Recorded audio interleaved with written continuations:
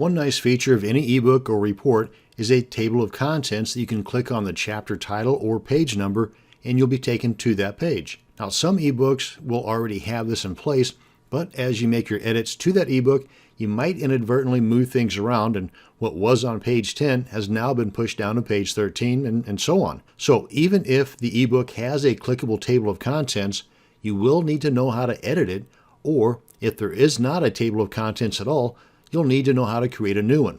And that's what we're going to do in this video. Show you a couple of ways in which you can create a table of contents, a good way and a much better way, and how to edit a table of contents that's already been created. Now in our report, let me scroll down here a little bit, we already have a table of contents right here, but I'm going to go ahead and delete this. And to delete this particular table of contents, I just want to right click inside the gray box, come on down here and select delete index/table. And we're going to start from scratch. Now this notice right here, the copyright notice, I want to go ahead and move this on down to a page all its own. Okay, I think that's good enough. Now then, this is where our table of contents is going to go. And one way that you can create a table of contents is to have each one of the chapter titles throughout the document as a bookmark. And to do that, you would just select each one of those chapter titles, come on up here and click on Insert in the menu, come on down and click on Bookmark, and then give that bookmark a name, click on OK. Then you want to come on up here to where your table of contents is going to be and just manually type out each one of those chapter titles,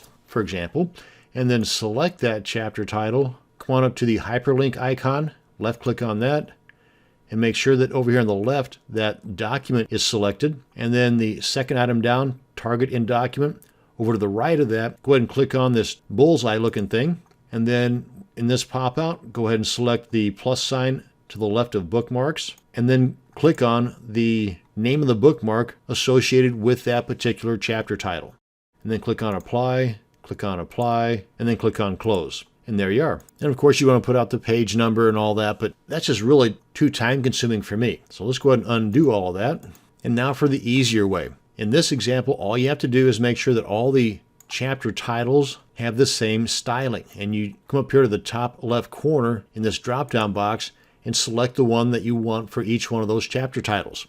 Now each one of these are already set for heading 1, and that's just fine for me. But just to double check this, come on down and select each one of the items we want as a chapter title in our table of contents. Make sure that it's set for the same styling. In this case, we're going for heading 1. Oh, before I do that, I need to make this change from blunder to mistake because we changed the title name from YouTube blunders to YouTube mistakes. So I want that to be reflected in these chapter titles. So just like we did in an earlier video, come on up here to edit, find and replace, search for all instances of blunder and replace with mistake.